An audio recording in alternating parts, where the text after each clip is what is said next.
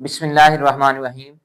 अस्सलाम वालेकुम। हम डिस्कस कर रहे थे ब्रांचेस ऑफ केमिस्ट्री को। तो इसमें जो नेक्स्ट वन है वो है हमारे पास मेडिसिनल केमिस्ट्री। जैसा कि नाम से ही जाहिर है कि हम इसमें जो है मेडिसिन के रिलेटेड जो है वो स्टडी करते हैं। तो it is a branch of chemistry that deals with design and synthesis of medicine or a drug which is beneficial for mankind। तो one by one in terms को डिस्कस करते हैं। सबसे पहले है डिजाइन एंड सिंथेसिस। डिजाइन मतलब हम जो है वो किसी भी मेडिसिन को उसकी कंपोजिशन क्या होगी और किन किन स्टेप्स को फॉलो करते हुए वो जो है वो मेडिसिन जो है वो सिंथेसाइज करेंगे। ठीक है। और उसके बाद सिंथेसिस है मतलब उसको ड्रग को या मेडिसिन को तैयार करना। ठीक है। Which is beneficial for Mankind, जो कि इंसानियत के लिए मैनकाइंड के लिए बेनिफिशियल है, फायदेमंद है। अब इसमें हम किन किन चीजों की स्टडी करते हैं इसके अलावा it also includes discovery, absorption and metabolism of drugs in human body. सबसे पहले डिस्कवरी। अच्छा, डिस्कवरी का मतलब है दरियाफ्त करना ड्रग को। ड्रग्स जो हैं हमें प्लांट से भी मिल सकती हैं, ड्रग्स हमें एनिमल से भी मिल सकती हैं और ड्रग्स हमें जो है वो मिनरल्स से भी मिल सकती हैं। तो ड्रग्स के डिफरेंट हमारे पास जो है वो सोर्सेज हैं। ठीक है। तो ड्रग्स की डिस्कवरी हम स्टडी करते हैं कि ड्रग जो है उनमें ये वाली ड्रग जो है ये कहां से मिली। उसके बाद है एब्जॉर्प्शन।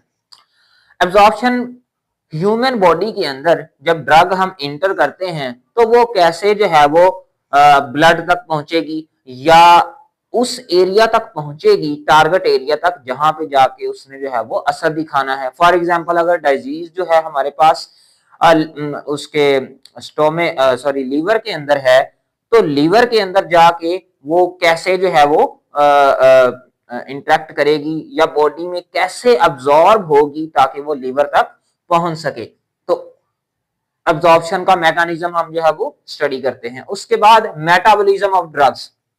मेटाबॉलिज्म कहते हैं दवा का या मेडिसिन का बॉडी के अंदर जाके ब्रेक डाउन होना या रिएक्ट करना। ठीक है। तो मेटाबॉलिज्म ऑफ ड्रग्स को भी हम जो है वो इसमें जो है वो स्टडी करते हैं। तो मेडिसिन के रिलेटेड जो है हम मेडिसिनल केमिस्ट्री के अंदर जो है वो स्टडी करते हैं इन शॉर्ट। इसके बाद लास्ट वन है हमारे पास एस्ट्रोकेमिस्ट्री। हमने नाम सुन रखा होगा एस्ट्रोनॉट्स। एस्ट्रोनॉट्स हम कहते हैं खलाबाज। ठीक है। जो खला में जाते हैं और वहां पर जो है वो एक्सपेरिमेंट्स जो है वो परफॉर्म करते हैं। तो उसी से रिलेटेड है एस्ट्रोकेमिस्ट्री।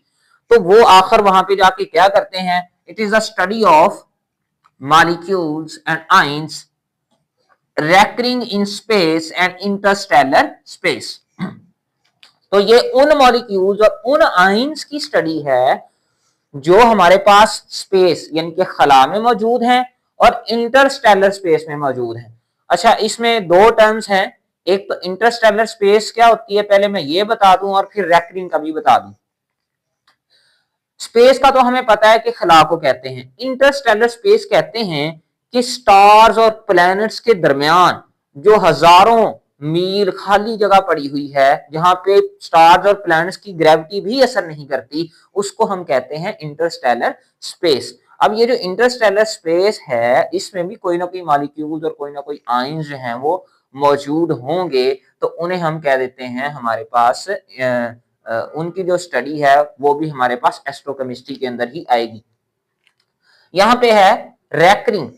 रैकरिंग का लफ्जी मतलब होता है किसी चीज का बार बार रिपीट होना। अब यहां पे एस्ट्रोकेमिस्ट्री में रैकरिंग मॉलिक्यूल्स एंड आयंस का क्या मतलब है, यहां पे इसका ये मतलब है कि जो मॉलिक्यूल्स और आयंस जो हैं वो मुख्तलिफ जगहों पे मौजूद हैं अगेन एंड अगेन।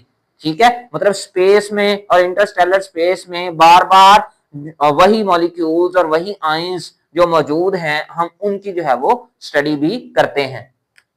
उसके बाद हम और किन चीजों की स्टडी करते हैं, it deals with the study of abundance and reactions of molecules and ions in the universe. तो हम अबंडेंस का पता चलाते हैं। अबंडेंस का मतलब होता है कि कोई चीज जो है इस कायनात के अंदर वो कितनी ज्यादा मौजूद है, उसकी परसेंटेज कितनी है। और रिएक्शन हम कहते हैं एक मैटर जो है उसको दूसरे मैटर के साथ जो है रिएक्ट करवाया जाए तो उसका बिहेवियर क्या होगा। जैसे फॉर एग्जांपल एक मॉलिक्यूल दूसरे मॉलिक्यूल के साथ उसे अटैच करवाया जाए, ठीक है, या रिएक्ट करवाया जाए। इसी तरह मॉलिक्यूल्स का जब हम एनर्जी या रेडिएशंस के साथ जो है वो रिएक्शन करवाएंगे या उन्हें एक्सपोज करेंगे रेडिएशन के सामने, तो उन मॉलिक्यूल्स या उन आयंस का बिहेवियर जो है वो कैसा होता है। तो ये सारी चीजें जो है हम एस्ट्रोकेमिस्ट्री के अंदर जो है वो स्टडी करते हैं। लास्ट वन है इसकी एप्लीकेशन, कि एस्ट्रोकेमिस्ट्री वैसे तो एक बहुत ही वसी फील्ड है, इंटरडिसिप्लिनरी फील्ड है, लेकिन इसके अंदर जो सबसे मेजर चीजें पढ़ी जाती हैं जो इसकी एप्लीकेशन में आती हैं वो है how stars and planets are formed. हम मुख्तलिफ केमिकल रिएक्शंस को या मॉलिक्यूल्स या आयंस को स्टडी करके ये पता चला सकते हैं या पता चलाने की कोशिश करते हैं कि आखिर स्टार्स और प्लैनेट्स जो हैं वो कैसे बने। और हमारा इसमें मेन मकसद क्या है, सर्च ऑफ लाइफ। हम यहाँ पे प्लेनेट अर्थ के अलावा दूसरी जगहों पर भी जिंदगी तलाश करने की कोशिश कर रहे हैं।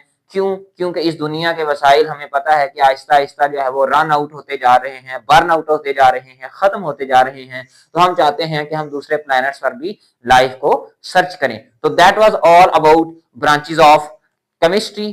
Thank you very much.